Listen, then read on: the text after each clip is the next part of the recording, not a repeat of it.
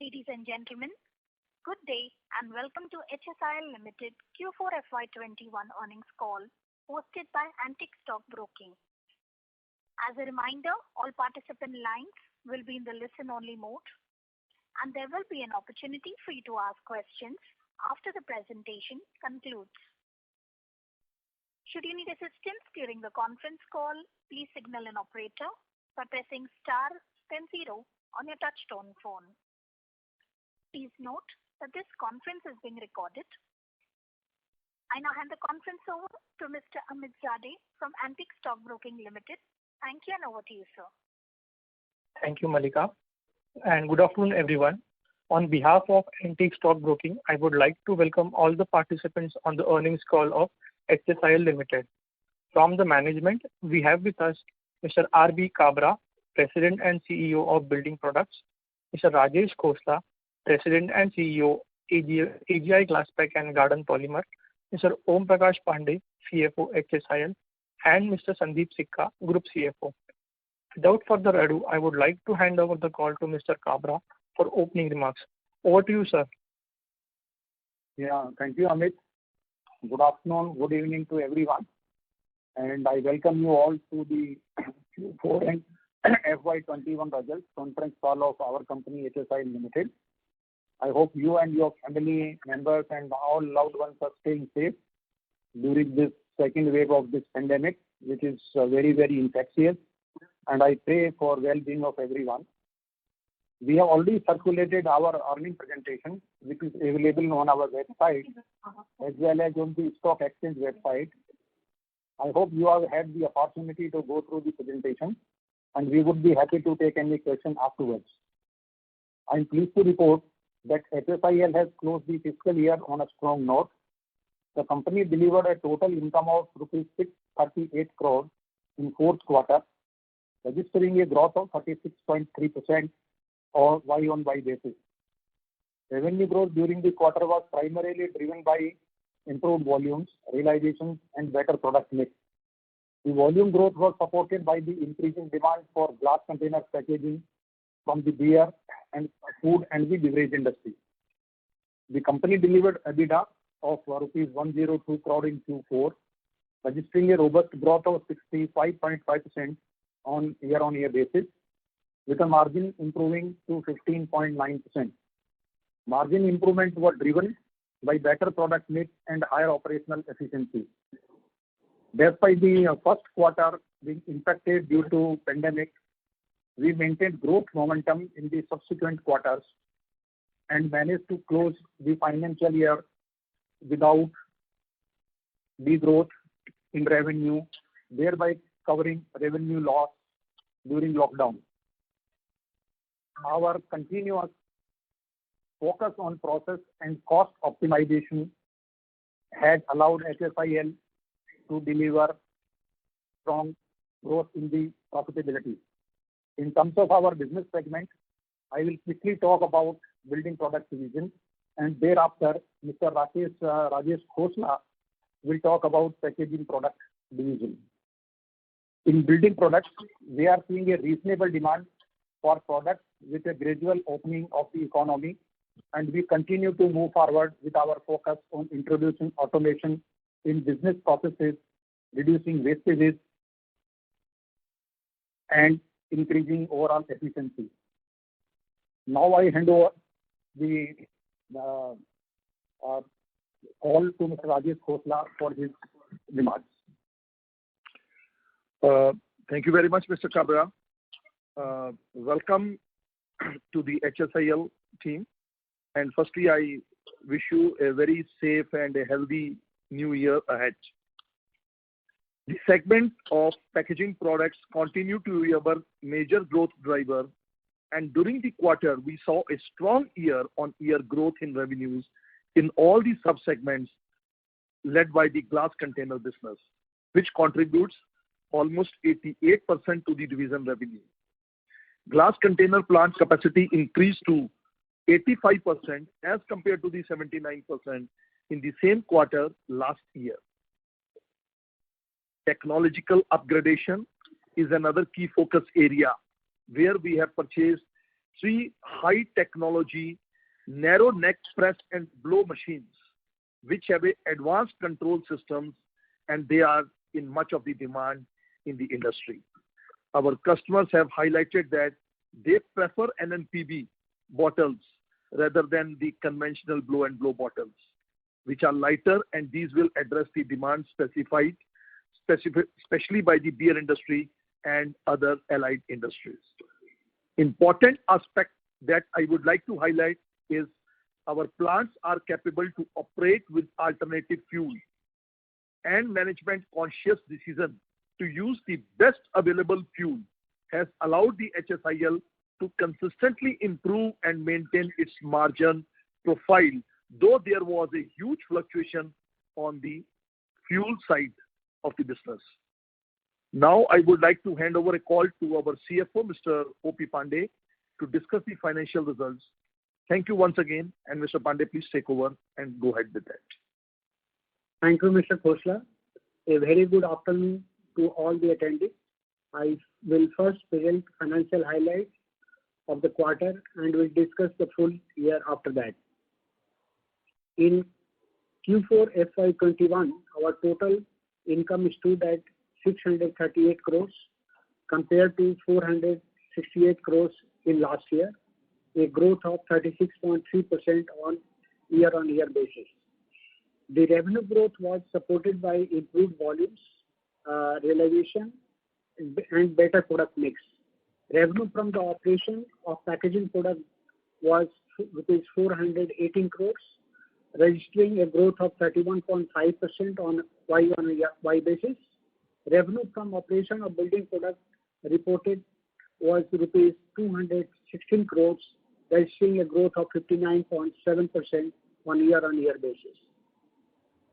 EBITDA for the quarter was rupees 102 crores, with EBITDA margin improving to 15.9% as compared to 13.1% in Q4 FY20. The margin improvement was driven by better product mix and higher operational efficiencies, resulting in lower fuel, power, and other costs. EBIT for the period was rupees 72 crores, with EBIT margin of 11.2% as compared to 5.6% in Q4 FY20. PAT was rupees 33 crores, with PAT margin of 5.2% in Q4 FY21 as compared to 0.7% in Q4 FY20. Please note that the profitability in Q4 FY20 was subdued as pandemic onset began during that period. Now moving to full year results. In FY21, total income stood at 1,881 crores compared to rupees 1,879 crores in last year, a stable figure despite Q1 adversely impacted by COVID-19 nationwide lockdown. EBITDA for the full year was rupees 308 crores, with EBITDA margin improving to 16.4% compared to 15.5% in FY20. Adjusted PAT was rupees 73 crores with a margin of 3.9% in FY21 as compared to 2.6% in FY20. Reported PAT figure for FY21 is high due to income tax write-back of rupees 14.7 crores. HSIL continues to generate a strong net cash flow from the operation of rupees 298 crores in FY21, registering a growth of 179% on year-on-year basis. Please note that this is excluding a one-time income tax refund of rupees 51 crores. In FY21, our capex outlay was rupees 117 crores, which was primarily incurred for technological advancement, debottlenecking, operational efficiencies, and our greenfield projects. In light of the company's performance, the board of directors have recommended a dividend of rupees 4 per share for FY21, subject to approval from the shareholders.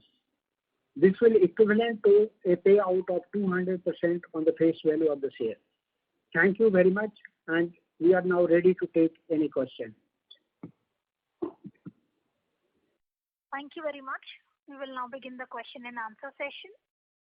Anyone who wishes to ask a question may press star and 1 on the touchtone telephone. If you wish to remove yourself from the question queue, you may press star and 2. Participants are requested to use handsets while asking a question. Ladies and gentlemen, we will wait for a moment while the question queue assembles.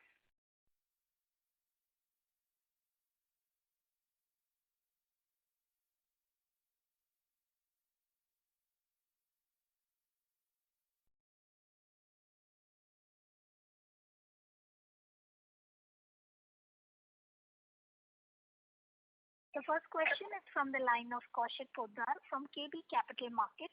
Please go ahead. Yeah, the building products profitability, why has it suffered compared to the packaging products? So, if you see building products profitability primarily consists of B2B business. Here in HSIL, building product division only manufactures. It doesn't have a brand. So the role of the building products post demerger in manufacturing is like an OEM contractor. So what happened is, if you see Q4, the margins are good, but during the year, the first, when we had a lockdown, so there were fixed costs relating to the factories, and as per the accounting standards, we could not pass it on, or load it to the value of the inventory. So it was retained in HSIL. So that primarily resulted in the lower annual margins. But the Q3 margins are in line with what has been approved by the independent consultant who benchmarks all the related party transactions for us. Okay, so that means we can only expect a 3% EBIT for building products. I mean that is that the 3 to 5%, 3 to 4.5% is a range recommended by one of the big four who is a related party transaction on EBIT level. Okay. And what will take the 3% to 4.5%? Because last quarter was more or less a normal quarter, right? So why I'm saying range of 3 to 4.5 is for different products it's a different range because of the stock. Okay. Hello. Yeah, I'm listening. Yeah. So for different products is different range. Okay.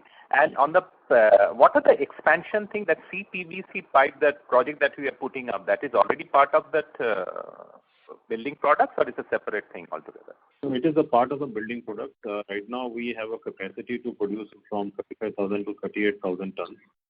And why I'm saying 35 to 38,000, it depends on what diameter the pipes are being produced. Okay. So we are putting up a capacity which will, we are investing into pipes facility so that we can generate more 10,000 ton capacity in the system. So this should be up running. Another capacity is there towards, putting up 154 ton high-end glass furnace, which is a clear glass furnace. So our focus there is to, tap the perfume market, the nail polish market, and a part of the pharma market also. So that investment is also there of somewhere around 450 crores. So what is the total in the capital investment you are looking for? Both these projects? Apart from this, there are normal capex also. This is spread out. But I think our estimate is based on current situation, 21-22, and the total spend should be somewhere between 250 crore to 300 crores of capex in financial year. Okay. And is that the final thing, or you have more to spend in 22-23 also? So that depends on how the things come out during the year. Okay. Will these projects be coming into operation in 21-22, or it will? They are likely to come up only in quarter one of next financial year. Okay. And how are you funding this? Because internal accrual may not be sufficient to. So we'll use, if you see our total long-term debt today is around 750 crores, which. Okay. And if you see Q4 EBITDA is around 100 crores. So on an annualized run rate, we are around 400 as a base. So we can't take Q1 as Q1 we had a loss due to the COVID. So we have an adequate amount of leveraging, and our repayments falling due next year is somewhere around 85 to 90 crores. So we'll raise on a certain debt equity, the long-term debt, and we'll use part internal accruals also to fund the growth. Okay. So as far as this company is concerned, the main profitability will come from the packaging products, right? Yes. That trend is not going to change over the years. No. You can. We have given this as a part of our investor presentation also. You can refer the some trend for market shares. Okay. Thank you. Thank you. We would like to remind participants that you may press star 1 to ask a question. The next question is from the line of Aditya Jhawar, an individual investor. Please go ahead.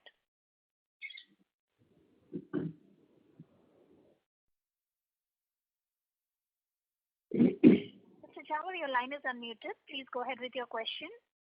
Okay. Hello, am I audible? Yes, you're audible. Yeah, sir. I just want to understand two things. One is the margin, what we achieved in packaging segment, that is 14.5% to 15%. Is it sustainable over 3 to 4 years? So I can give you broader guidance. Nobody can predict the market, but based on the current market conditions as on today, we feel that these margins are sustainable.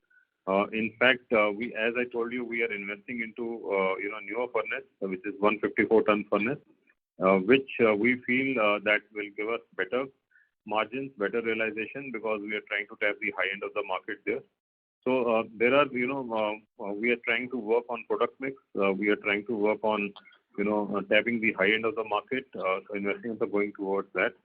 And we feel that margin expansion should happen over the next 2 to 3 years in a range of around 2 to 3%. Oh, okay. And regarding the building product segment, I see very less EBITDA margin. So I've already is there that as a part one of the first question. Okay. Thanks. That's all. Thank you. The next question is from the line of Lucky Nasir, an individual investor. Please go ahead. Yes, sir. First of all, congrats on a decent set of numbers for the last quarter. Sir, during the last con call, you had mentioned that your broad outlook for the current year would be EBITDA of 100 crores per quarter. So would that continue and hold, considering that your top line has expanded considerably? The second part of my question is, HSIL has an arrangement with Somany Home for the building product. Does that mean that we can also manufacture for another party? And would this be a final arrangement, or would there be some kind of finality to the whole deal, sir? Thank you.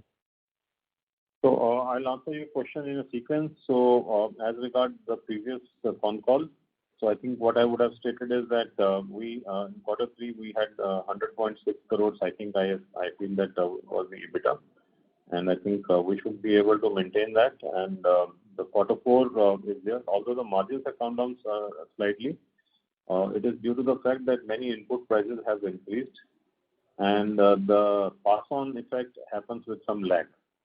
The negotiation for which happens with our customers, they may agree, they may not agree, or they make time to, some time to agree on that. But in terms of the guidance, it remains the same that the run rate shall be maintained. Run rate can slightly get disturbed during this financial year because we have one glass furnace which may be coming up for repair, and during that repair we lose the tonnage and the sales for that particular period. But once it is repaired, then the life of the furnace is, good to go for next 8 to 10 years. Second question is in terms of arrangement with Briloka, which is a wholly owned subsidiary of SHIL for supply of finished goods to them. This is a contract on an arm's length basis, which is duly, vetted by third parties, vetted by audit committee board, and also approved by the shareholders. Company is independent to sell, any of its product, but excluding the brand Hindware, which belongs to Somany Home Innovation Limited. So it can go for any third party brand to anybody and manufacture for them. So two companies are independent of each other in terms of decision making now. Sure. And sir, in terms of your long-term debt, you mentioned it's 750 crores. What is the figure which would you have in mind for another 2 years in terms of comfort level on the balance sheet, sir? So as we are investing, money into further expansion because our capacities are already reaching 85-87%. We have to expand else we'll miss the growth part of the business. So we are investing into development of the glass facilities, the pipes facility. So the debt level may increase as on 31st March 22 because the money would have been invested, but the plant would have not started. So maybe in 3 years' time it will come down substantially because right now our repayment is lower at somewhere around 90 crores per annum. But in coming years the repayments will increase on this 750 crore of debt. But broad thought is that we should be adequately leveraged. We should be able to maintain good amount of debt because debt is coming at a good cost to us, which is around 7 to 8% pre-tax cost. So post-tax cost is much lower. So we will be able to create a lot of shareholder value using appropriate amount of leveraging balance sheet. Thank you, sir. Fantastic. And one last small question, sir. So the CPVC capacity of 35 to 38,000 tons. Does this have the same arrangement like the other building products with the Somany Home, or can HSIL sell this independently in the market, sir? So HSIL can sell any of its products independently into the market. No, but the CPVC also, does it have a branding arrangement with Bricolage and anything, or we sell directly in the market? No, I think it's important for everybody who's attending this HSIL call. So the brand Hindware now as a part of the demerger is not part of HSIL. So it is a part of Somany Home Innovation Limited and its wholly owned subsidiary Bricolage. So whatever is manufactured is under the branding licensing contract. So any product which is manufactured by HSIL for Bricolage or Shell under the brand Hindware can only be sold to them, but not in the market. But if for any third party brand they want to get anything manufactured from HSIL, it can be done by HSIL. So the CPVC we are doing under Hindware, sir? Yes. Thank you, sir. Thank you. Thank you. We would like to remind participants that you may press star 1 to ask a question. The next question is from the line of Rajesh Shah, an individual investor. Please go ahead. Hello. Yes, Rakesh. Yeah, sir. Congratulations for the good set of numbers for Q4. Just 2 questions I have. One is regarding the EBITDA margin. The guidance you have been, your last con call you have given the guidance of 18% in a quarter. But this time because of the expenses has gone up and some arrangement of inventory that has gone down to 15%. So will we maintain the same guidance in the next subsequent quarters, or how is your how you see the subsequent quarter future? So, when we give a guidance, I think there was a disclaimer with the guidance that it was, medium to long-term figure. Because it's very difficult for any organization to give any quarterly guidance, and generally it is not our practice to give a quarterly guidance.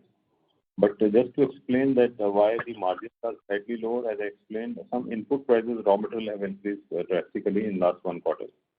But there is a lead and a lag, some of the times on all these things, in terms of passing on to the market. Okay. But we have taken the price increase in the product, right? And in the Q4. Yes, but these price increases are not absolute, one-to-one arrangement. You have to see the market. You have to see how the market is also behaving, and then only you can work around it. Especially on the glass, when we deal with all the multinational clients, it's a time-taking process for seeking any approval for any price hike.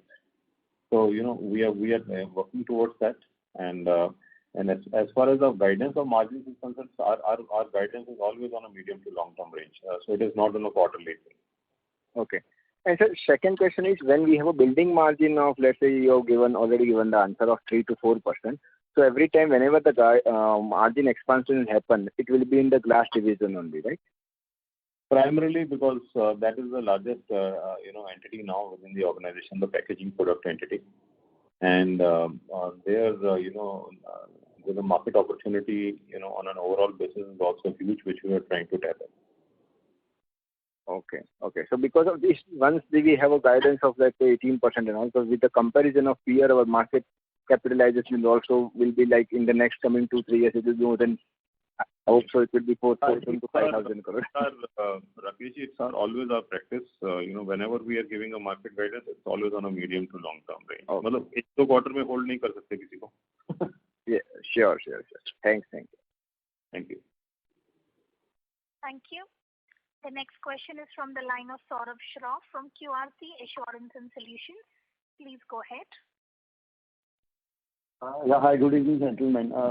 So my first question is on the packaging division. What are the demand trends that you are seeing, let's say, in the last 3-4 weeks since these lockdowns have started to spread? How are your customers reacting to this? Yeah, I'll request Mr. Rajesh Khosla, our CEO of the Glass Division, if we can take this answer, please. Take the question, please. Okay. Yeah, thank you, Mr. Sikka. You are asking the sensitivity between a lockdown and the consumption pattern of the glass products. Am I right? Yes, that's correct. Okay.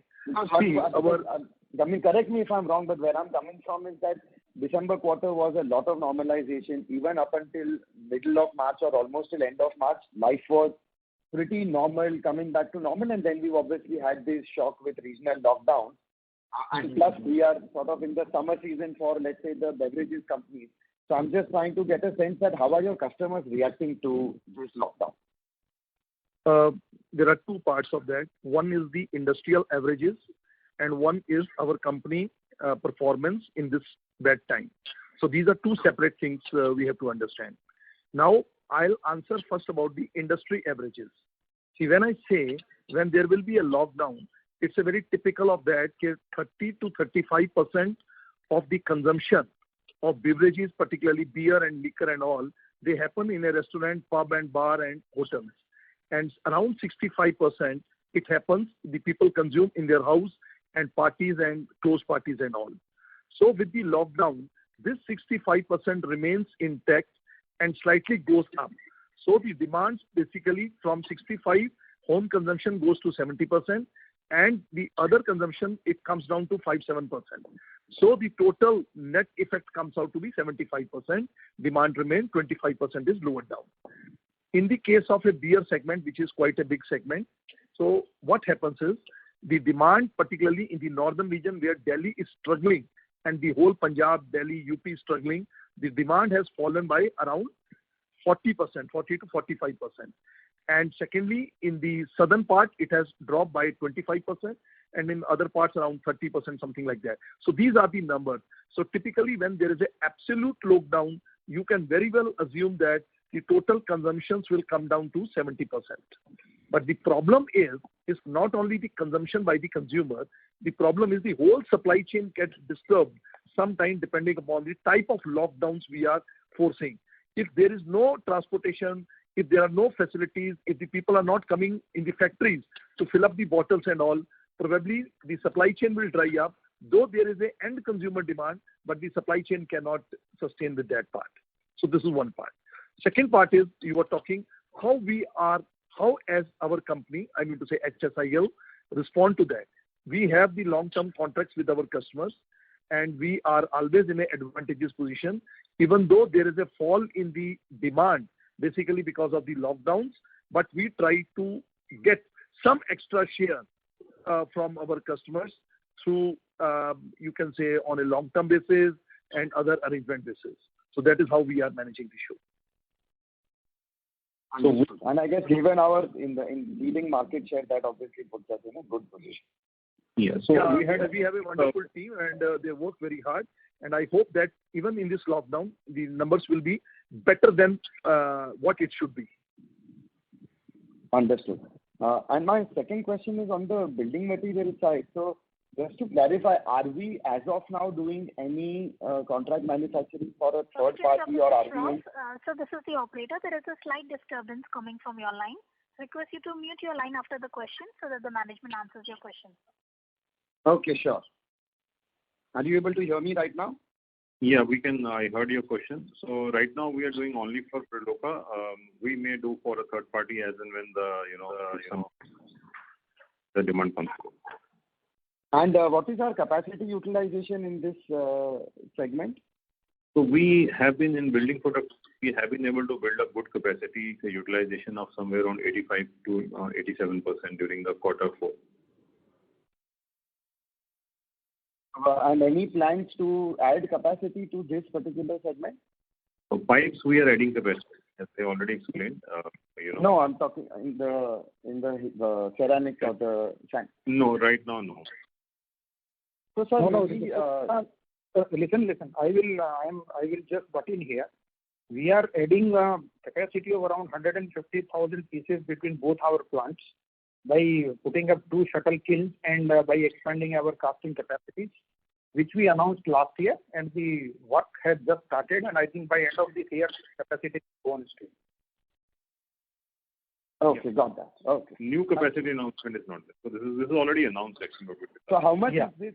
How much is this addition on the existing base?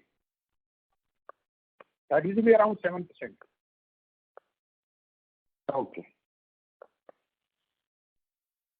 But it will be all for large pieces and big pieces for which demand is growing in the marketplace, because people are going for better and better products and high-end products. So we are building capacity for producing more high-end products.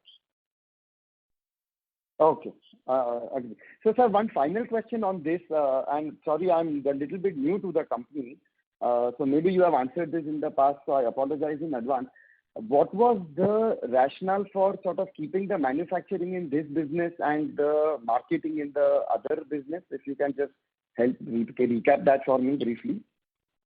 So if you see, before demerger, HSIL had around 8 businesses. So we had a sanitary ware business, we had faucets, we had pipes, we had consumer products, we had Evoke furniture, and then we had a glass packaging, PET packaging, and the other packaging products. So whenever we were talking to any investor community, there was a mix of a B2B and a B2C business within HSIL. We worked extensively for 2 years, worked with Big Fours to understand how we can demerge it. So one important point came is that there are B2C businesses and there are B2B businesses. And in also, to make it efficient from a stamp duty impact, if we transfer the parcels of land and other things, so there would have been an outgo in terms of the stamp duties. So based on the recommendation of the legal counsel, based on the recommendation of the market players, so outsourcing is not new now to India, and this is an excellent thing which we are working on today, mechanism. So that's why we retained the manufacturing part here, so that the scheme is more efficient in terms of duties and other things. Okay, understood. Thank you very much, and wish you all the best and stay safe. Thank you. Thank you. The next question is from the line of Magan Shah from Moneybee. Please go ahead. Hello. Yes, please. Congratulations on a good set of numbers, and thank you for the opportunity. My question is pertaining to the building product division. Sir, if you could tell me how much of our capacity is earmarked for SHIL currently? So there is no marking of a capacity as such that we are marking a capacity for Briloka or SHIL. So it is based on an annual contract and is also based on a monthly contract. So that is how the contract is run between HSIL and Briloka. So is there a certain number of pieces that we have to supply on a monthly basis? And also the annual contracts. And annually also? Yeah. So after catering to SHIL, how much surplus capacity will we have to cater to other third parties? So based on the plans going forward, we feel that very little quantities may be available for third parties. So we'll be, having capacities to cater right now in next 2 years, prior to Briloka only. So do we plan to enhance our building product capacity to cater to other companies, or our focus only on Briloka? So we have already answered this question. This is a pipe expansion. There was a building product expansion which we discussed in the last few calls. Okay. Other than there's no new additional capacity expansion announced by the board. And in the second wave of COVID right now, how do you see the demand foresee in the next couple of quarters? So this COVID, I think lockdown is different from a COVID lockdown which happened last time. So demand may go off in certain areas, as Mr. Khosla explained. Like right now, we were having a tough situation in North, but I think based on the limited data which we are getting, that Mumbai is opening up, Maharashtra is a little bit opening up, but Karnataka is going, under the lockdown. So we feel that the lockdown impact will be there all across the country, but spreading on 6 to 8 weeks, every part of the country may get affected. But the revival also we have seen very fast in last year. So last year again, when we were losing the turnover in the first quarter because on account of liquor sales, lower liquor sales, beer sales, bottles were not sold, but then the recovery has been very fast. And in quarter 3, quarter 4, we were able to recoup to a large extent. Also, can you also tell me whether the channel inventory right now is high or it's like sold out? Channel means what? The distributors. So we sell, HSL sells only to B2B. They don't sell to distributors. So it's only to, if the sales are all like together only to Briloka, right? There are no middlemen in the middle. No, there is no middleman in the middle. Okay. Thank you so much. That's it from my side. Thank you. Thank you. The next question is from the line of Aman Rai from Edelweiss. Please go ahead. So just wanted to check if you've seen any increase in demand of vials because of the vaccination or other medication that is being used for COVID. Rajesh, can you take this question, please? Sure, I'll take up. What I understand, you are talking about the vials demand. Am I right? Yes, sir. Okay. Now, let me explain you. The total vials demand in the country is around 80,000 tons per year. Okay. Hello? And out of this, 30,000 tons is imported and 50,000 tons the glass industry is manufacturing locally. So as far as demand is concerned, yes, the demand has gone up in the COVID-related activities, particularly like a vaccine and other injections and other things. But these are a different type of glass. This is called a type 1 glass. For the type 3 glass, because other activities have been subdued, so the demand of the vials, particularly in type 3, which is a commercial glass, has reduced to some extent. But once I think lockdown, everything opens up, it will be back to the normal. And in the type 3 demand, we are yet to capture the material which was coming from China. The government of India will be pushing very hard to at least cater the demands which earlier the pharma industries were catering with the imported vials. So still, you can say around 40% of the demand is yet to be catered to control the imports, and then it will take off. What I can foresee after a year or so, when the pandemic will be totally in control. Sorry, I lost you. Hello, sir. Your voice is not audible. Rajesh, you are there? The line from Mr. Rajesh Khosla is disconnected. Kindly stay on line till I reconnect him.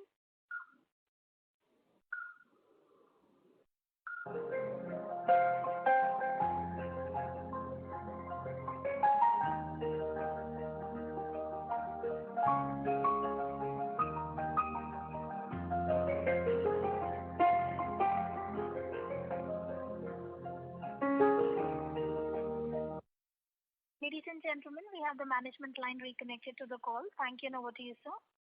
Okay. So I was talking about the vials. After this pandemic is under control, there will be a huge spend on the healthcare infrastructure and health-related things. And where the vials demand will go up like anything. So today, what I foresee, a 80,000 ton demand, which certainly is going to jump in multiple folds in the times to come. But again, I repeat the same thing.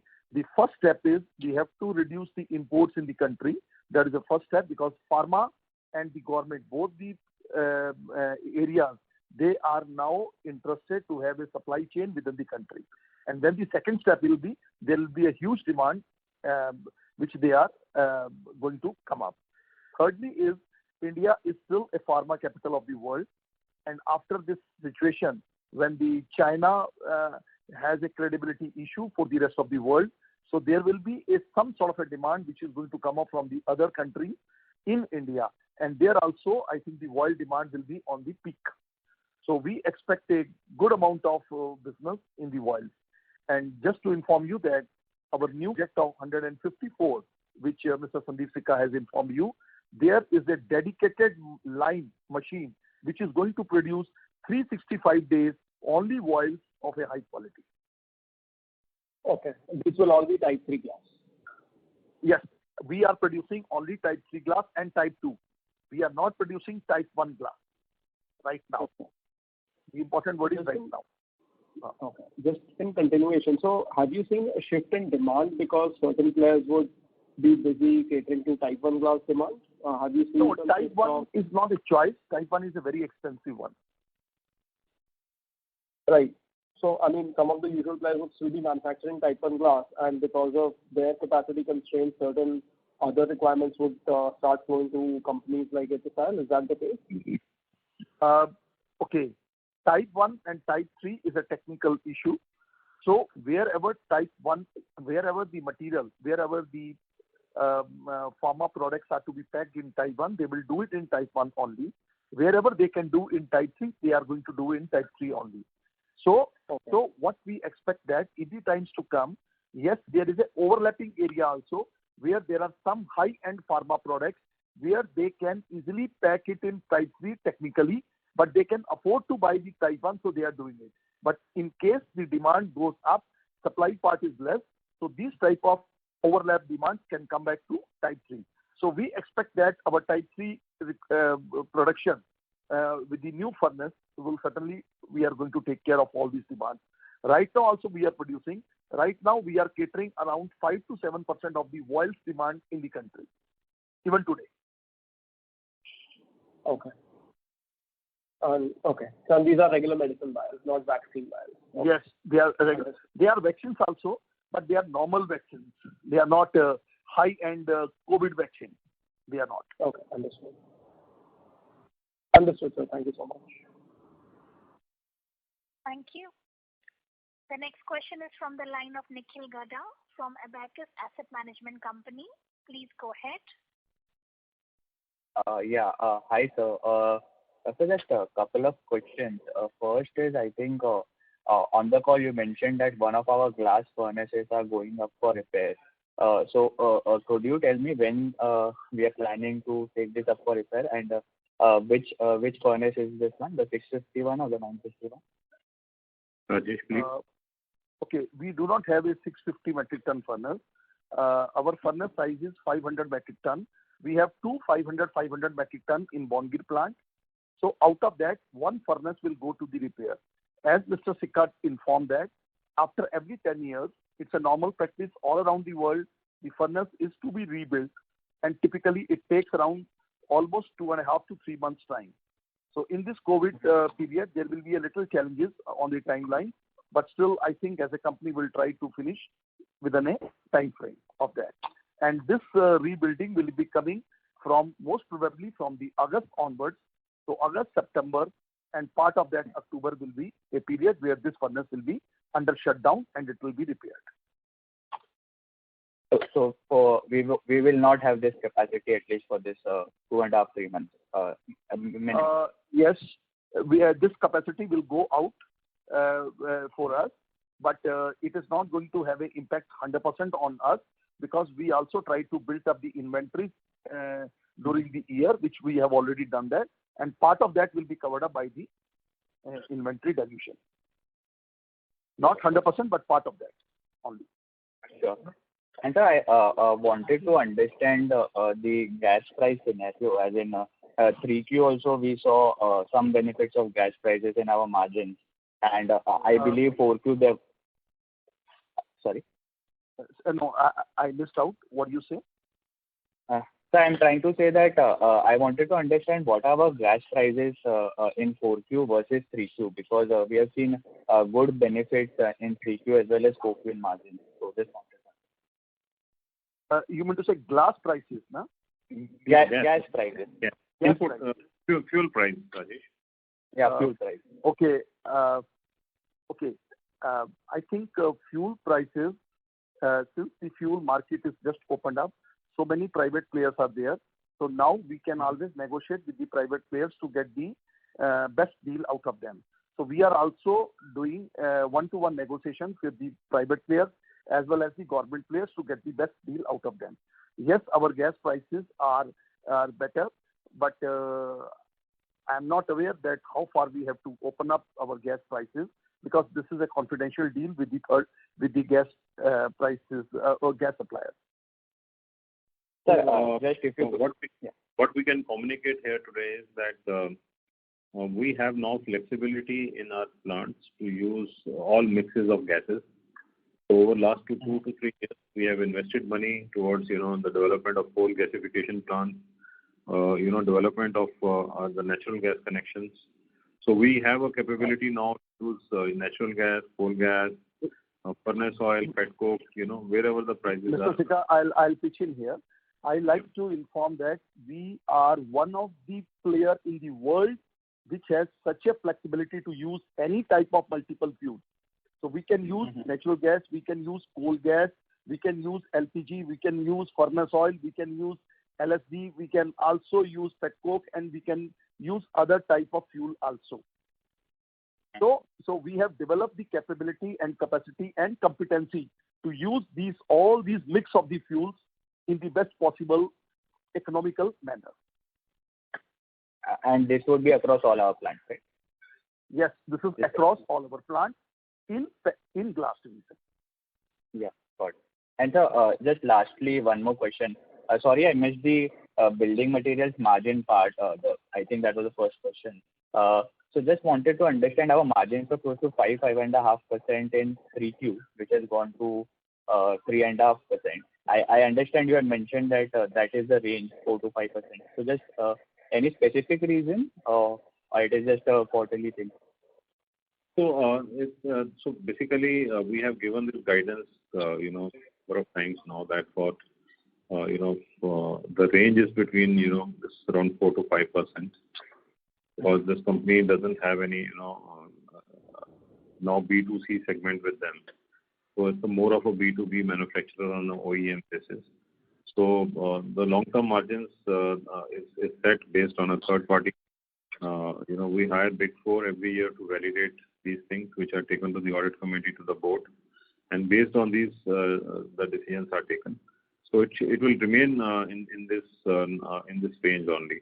So quarter to quarter variations may happen up and down because the adjustments have to be done. The settlement of pricing, the settlement of margins are done, for the annual basis, so that the related party compliances as per the approved policies are done.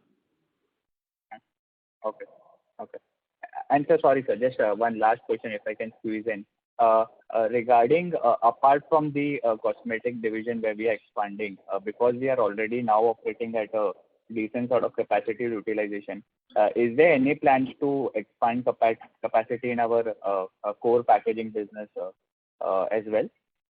So we will take this decision. So unless board is approved, nothing can be disclosed as such. But we keep considering various options. How we can expand our business, because we feel a good potential in this business now to grow.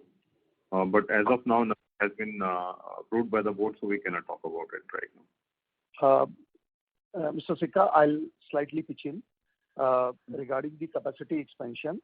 Number one is 154 ton is already under implementation, and on a day-to-day basis, we have been debottlenecking all of our capacities as much as possible from time to time. So those capacities will add automatically. It's a very organic and normal routine of things which we go on adding up.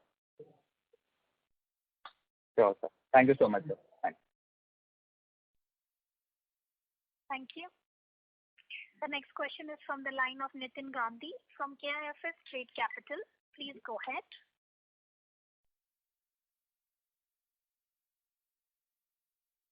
Hello. Thanks for taking my question. Can you please share what is likely to be the market share post implementation of the CapEx plan as far as vials business is concerned? At present, we are capturing roughly 5 to 7%. So what it will be likely, and what is likely asset turnover for the expansion? Thank you. Rajesh. Okay. As I informed that the vial market as on today, it's a pre-pandemic number I'm talking about, is around 80,000 tons a year. And right now we are producing almost 4,000 to 5,000 tons a year we are producing. And once our new furnace is operative, we will be producing further 5,000 to 7,000 tons of vials in a year. So our total capacity will go up to 10,000 to 11,000 tons, which is almost 15% of the market. So we will be there from 12 to 15% of the market in the vials.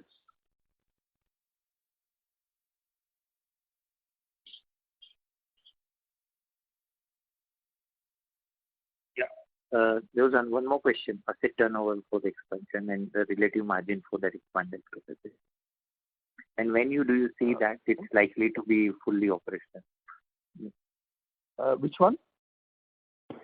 So basically, from this new facility, we feel that in the first few years, the expected turnover should be, let's say 0.8% of the investments, and then over a period of time, it can build up. So margins we are expecting higher than the existing margins because this is a value-added product, sells at a higher sales realization. Until unless it has started, I think it's difficult for us to give a market guidance. I think wait for some time, we'll give the guidance as we are nearer to the implementation of the project.